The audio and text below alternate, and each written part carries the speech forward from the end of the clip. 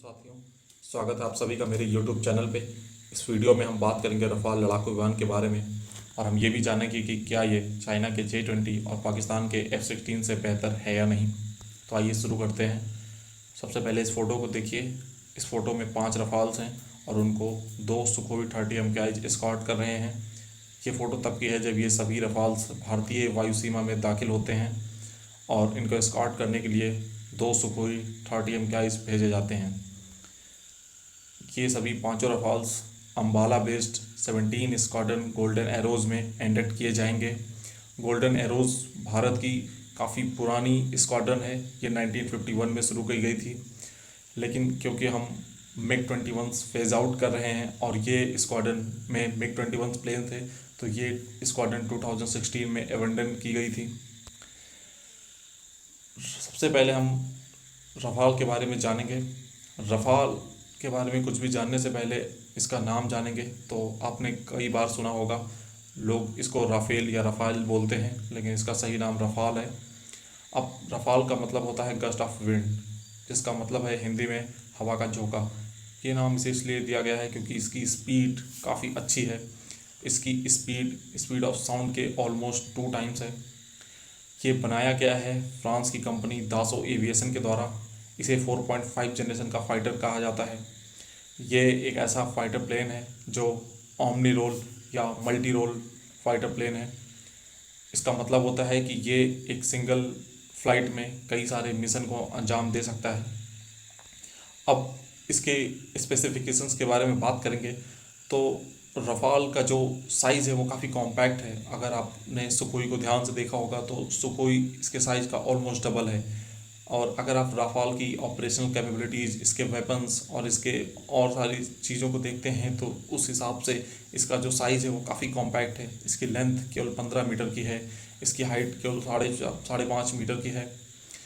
इसका जो empty wait है, मतलब बिना फ्यूल बिना वेपन के वेट है, वो 10 टन का है। इसमें एक्सटर्नल लोड या जिसे हम पेलोड भी बोलते हैं ऑलमोस्ट 10 टन का कैरी किया जा सकता है। मतलब ये प्लेन अपने वजन के बराबर पेलोड कैरी कर सकता है। इसकी जो कॉम्बैट रेंज है वो ऑलमोस्ट 4000 किलोमीटर के आसपास है। कॉम्बैट रेंज का मतलब होता है कि कोई प्लेन अपने फ्यूल टैंक्स को फुल करके और सारे वेपन्स के साथ कितनी देर तक या कितने ज़्यादा किलोमीटर तक ट्रैवल कर सकता है। इसकी स्पीड 1.8 माक है, जो कि मैं आपको बता चुका हूँ। माक होती है किसी भी चीज़ की स्पीड की यूनिट। अगर आप इस फ़ोटो को ध्यान से देख रहे होंगे तो हम जानते हैं कि रफ़ाल में कोई 14 हार्ड पॉइंट्स है। हार्ड पॉइंट्स का मतलब वेपन स्टोरेज सिस्टम, जिसमें different missiles, guided weapons, bombs लगे होते हैं। सबसे पहले हम जानेंगे मीटियोर के बारे में, क्योंकि मीटियोर ही रफ़ाल का सबसे इम्पॉर्टेंट और सबसे मोस्ट पोटेंट वेपन है। मीटियोर एक long range beyond visual range air to air missile है। मीटियोर की रेंज 150 किलोमीटर है। इसके साथ ही साथ मीटियोर का 100 किलोमीटर के आसपास का नो एस्केप जोन है।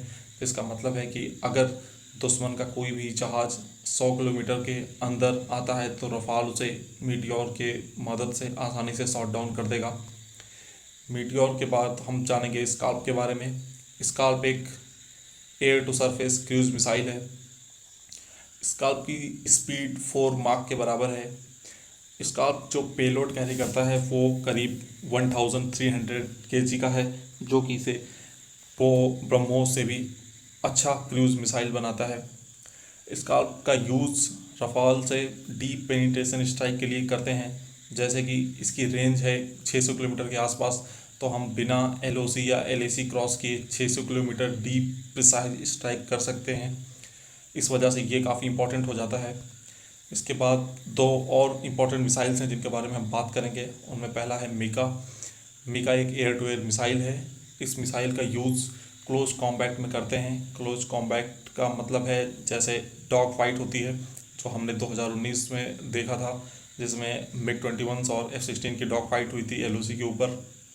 तो ऐसी एरियल डॉग फाइट्स में इस beyond visual range air to air missile का यूज़ करते हैं। ये काफ़ी प्रिसाइज मिसाइल है और ये रफ़ाल को काफ़ी स्पेशल एयरक्राफ्ट बना देता है। इसके बाद है हैमर मिसाइल। हैमर एक लेज़र गाइडेड और जीपीएस फिटेड मिसाइल है। ये एयर टू ग्राउंड वेपन है, मतलब हम हवा से ज़मीन पे वार करने के लिए इस मिसाइल का यूज़ करते हैं। पहले हम इस मिसाइल को नहीं खरीद रहे थे, लेकिन फिर अपनी रिक्वायरमेंट्स को देखते हुए इंडियन एयरफोर्स ने इसको इमरजेंसी प्रोक्योरमेंट में फ्रांस से मांगा है। इसका यूज़ होता है मल्टीपल टारगेट्स को एक साथ इंगेज करने में, जैसे कि दुश्मन के बंकर्स, हाइडआउट्स या ऐसी चीज़ें जो ज़मीन पे हों, तो हम उसे प्रिसाइजली रफाल्स के थ्रू हम उसे टारगेट कर सकते हैं और डिस्ट्रॉय कर सकते हैं। अब हम बात करेंगे चाइनीज़ J-20, जिसको हम चेंगडू भी कहते हैं, और पाकिस्तानी F-16 फाल्कन। तो सबसे पहले बात करेंगे हम पाकिस्तानी F-16 की। तो अगर हम F-16 की तुलना अपने रफ़ाल से करें तो F-16 रफ़ाल की तुलना में कहीं भी नहीं टिकता है। रफ़ाल एक 4.5 जनरेशन का फाइटर प्लेन माना गया है। इसकी ऑपरेशनल कैपेबिलिटीज़ F-16 से कहीं ज़्यादा बेहतर हैं। इसके beyond visual range air missile की रेंज F-16 से ऑलमोस्ट डबल है। आपको याद होगा कि F-16 ने ही आमराम मिसाइल दाग के हमारे MiG-21 विमान को शॉट डाउन किया था, जिसके फाइटर थे हमारे विंग कमांडर अभिनंदन जी। और वो जो मिसाइल F-16 ने दागी थी उसका नाम था आमराम। वो एक beyond visual range air to air missile थी जिसका रेंज था 75 किलोमीटर के आसपास। बट मीटियोर जो रफ़ाल में लगा हुआ है उसकी रेंज ऑलमोस्ट डबल है, 150 किलोमीटर। तो आप समझ ही सकते हैं कि रफ़ाल F-16 के मुकाबले कई गुना ज़्यादा बेहतर प्लेन है। तो F-16 से तो इसकी कोई तुलना ही नहीं है। अब हम बात करेंगे J-20 चेंगडू की। तो चेंगडू को बनाया है चाइना ने। इसको 2017 से चाइना की एयरफोर्स अपने सर्विस में ले रही है। इसके बारे में ज़्यादा कुछ पता नहीं है, क्योंकि चाइना कुछ ऑफिशियली बताता नहीं है। इसको चाइना कभी किसी फॉरेन एयर शो या किसी मॉक ड्रिल में भेजता नहीं है, तो ज़्यादा कुछ इन्फॉर्मेशन है नहीं। बट ये माना जाता है कि ये प्लेन 5th जनरेशन का है या इसमें स्टेल्थ कैपेबिलिटीज़ हैं। अब अगर हम टेक्निकल स्पेसिफिकेशंस को देखें तो दोनों ही फाइटर प्लेन्स J-20 और दासो रफ़ाल एक जैसे ही हैं, लगभग एक ही क्वालिटी है। रडार के बारे में बात करें तो रफ़ाल के रडार के बारे में आप पढ़ सकते हैं। इसमें इस समय का सबसे आधुनिक रडार, जिसे हम एक्टिव इलेक्ट्रॉनिकली स्कैन्ड एरे और AESA रडार बोलते हैं, वो लगा हुआ है। J-20 के रडार के बारे में किसी को कुछ पता नहीं है, बट माना गया है कि इसमें AESA रडार लगा होगा। रफ़ाल में जो सेंसर्स लगे हुए हैं वो काफ़ी स्मार्ट हैं। रफ़ाल में एक जो इसका इंटरनल इलेक्ट्रॉनिक वॉरफेयर सिस्टम है, जिसको स्पेक्ट्रा बोलते हैं, वो काफ़ी अच्छा है। स्पेक्ट्रा रफ़ाल को स्टेल्थ बनने में मदद करता है, या आप कह सकते हैं कि ये दुश्मन देश के या दुश्मन फाइटर प्लेन जो हैं उनके रडार को जैम करने की कैपेबिलिटी देता है। चेंगडू के बारे में कहा जाता है कि चेंगडू एक स्टेल्थ प्लेन है, लेकिन कुछ एक्सपर्ट्स का कहना है और मानना है कि ये पूरी तरह से स्टेल्थ नहीं है।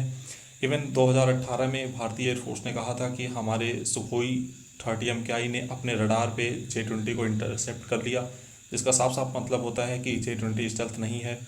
कुछ एक्सपर्ट्स का मानना है कि J-20 स्टेल्थ है, बट अपनी नाक के पास में और अपने कैनोपी के पास में, कैनोपी होता है जहाँ पे फाइटर पायलट बैठता है, उसके ऊपर का हिस्सा जो होता है वो कैनोपी होता है।